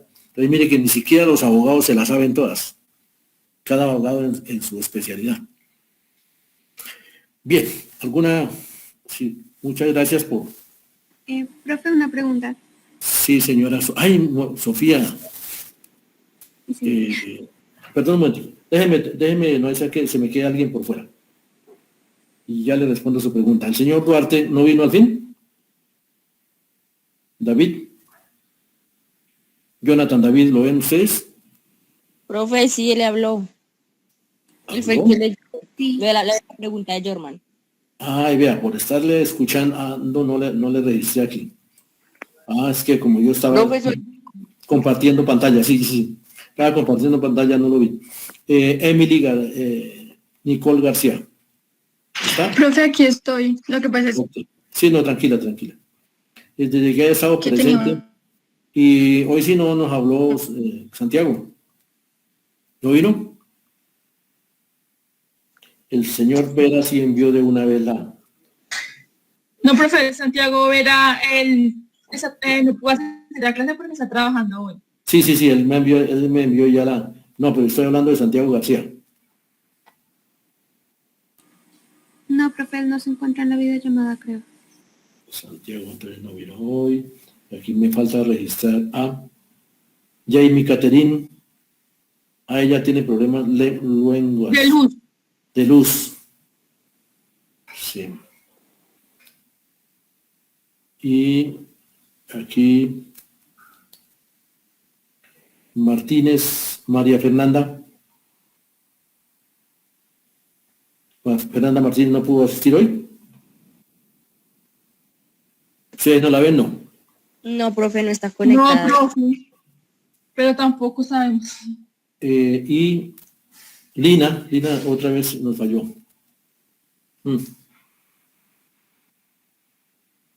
No, profe, Lina tampoco se conectó. Y Marlon Soto, creo que Marlon Soto. Sí, profe, él habló. Sí, por ahí estaba. Él habló, por ahí estaba, profe. Sí, él habló, intervino. Sí. Profe, estoy presente. Sí, es que como yo estaba compartiendo pantalla, no lo pude ver. Bueno, Loani también tiene problemas de internet. Loani no pudo asistir hoy, ¿no? Pero ella sí estuvo presente, aunque no se conectó. Estuvo pendiente de todo. Michelle Torres. Sí, profe, aquí estoy. Steven. Y Natalia Torres. María Natalia. Profe, ella escribió por el chat. ¿Ya está? Sí, profe, ella está ahí. Escribió por el chat. ¿Listos? Entonces, ahora sí. ¿Quién era aquí a preguntar ya para finalizar? Yo, profe, era para preguntarte si solo tocaba traerlo leído o tenemos que hacer algo al respecto. No, a ver, háganlo como lo hizo Freddy hoy. Léanlo, saquen una síntesis, pero no lo hagan para presentármelo a mí, porque pues yo no hago lo que hacen muchos profesores que lo reciben y ni lo miran, ¿no? Pues si me llega yo tengo que revisarlo, mirarlo. No, saquen hagan como un cuadro sinóptico, a no ser que ustedes quieran hacer, y hasta me gustaría, así como, a ver qué tal quedamos con diapositivas, así como las sencillitas, ¿no? Pero no. O quieren que les saque una última de grupos para darle la oportunidad a los que no pudieron. No, pero aquí yo tengo el registro y así no hayan hablado, si estuvieron presentes, es participación en clase, que es muy distinto al que viene y se registra y se va o al que no viene. Y eso es lo que más tengo en cuenta. Hagan de cuenta que están presentando, o no es que hagan de cuenta, sino que están presentando la evaluación del tercer corte.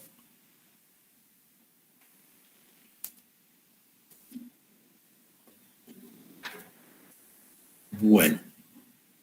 Entonces, ¿alguna otra pregunta? Sí, profe, otra pregunta. Sí, señor. ¿Qué nos recomienda para desarrollar más el pensamiento lógico matemático? ¿Dónde estudiar o qué documento? No sé. Ya. Bueno. Lástima que no estuviéramos en presencialidad, porque yo acostumbro a hacerles unos ejercicios de esos, del desarrollo del pensamiento matemático.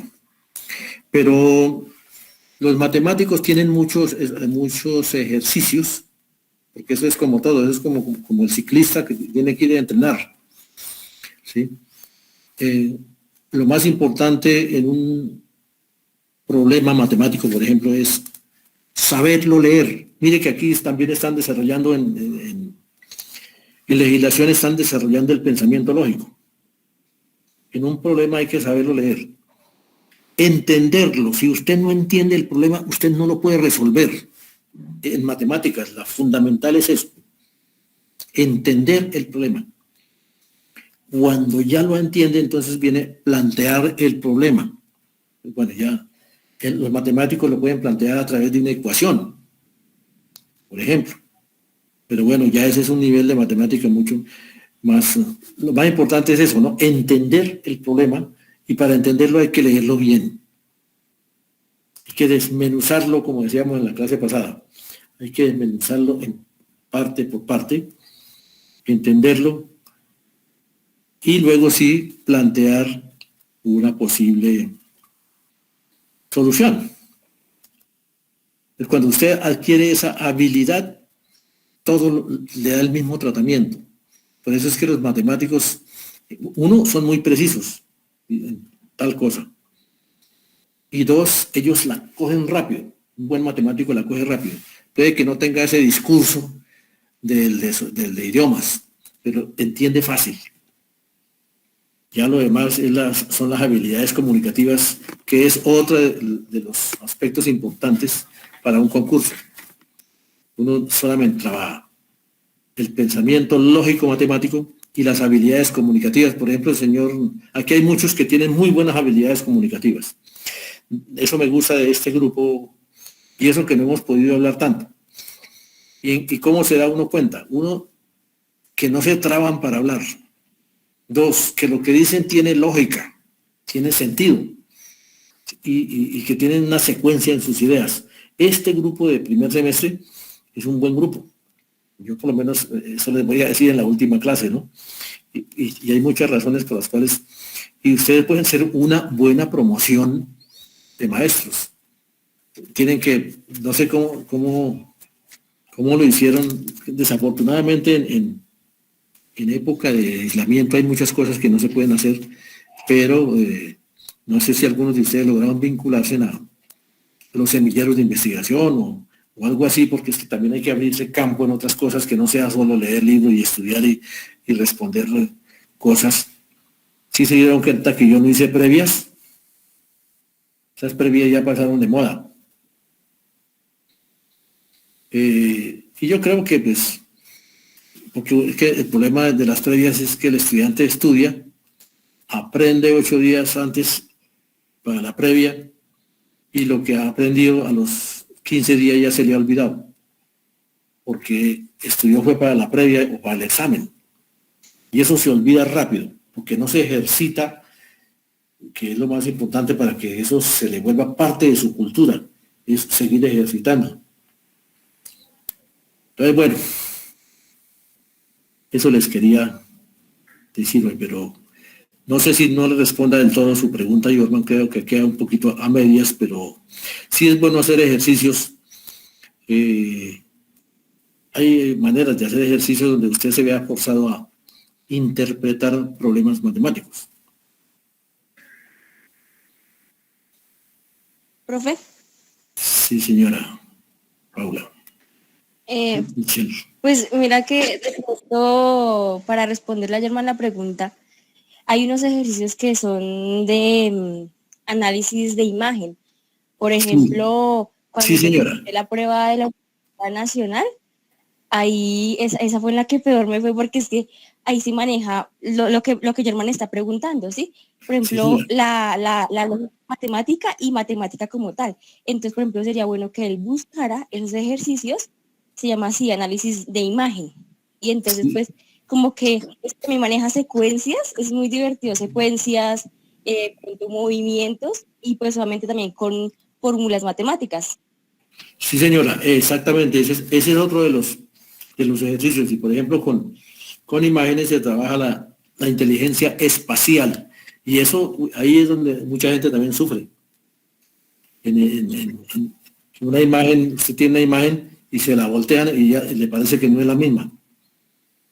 Entonces, En la página de la Nacional hay cursos gratis. de matemáticas, Sí, y de inglés. eso. Entonces, mire, ahí Y están, lectura rápida. ahí salen más opciones.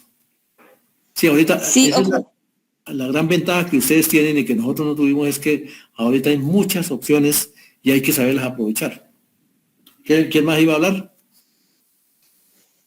no, profe, sí, solo iba a decir lo mismo que Alejandra, o sea, eso hay muchas opciones, usted se puede meter ahí en Google, busca, y ahí salen incluso pruebas en tiempo real, le miden el tiempo y también qué preguntas tuvo bien y qué preguntas tuvo mal. Entonces eso a mí me parece muy importante, profe. Eso sí es Usted, bueno para... pues claro que sí, mire, claro que ahorita no, en los exámenes que estaban haciendo no era, pero eso que está diciendo Michelle, es tan cierto. Cuando las pruebas se hacen que le miden el tiempo, son las más difíciles, porque cuando a usted se le está agotando el tiempo, le da ansiedad y no puede pensar. Entonces, eso tiene, las pruebas que hacen de inglés internacionales para el TOEFL, para sacar esos porcentajes que se necesita para los niveles de inglés, tienen ese problema.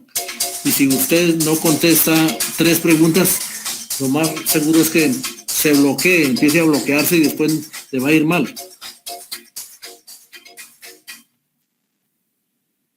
Claro.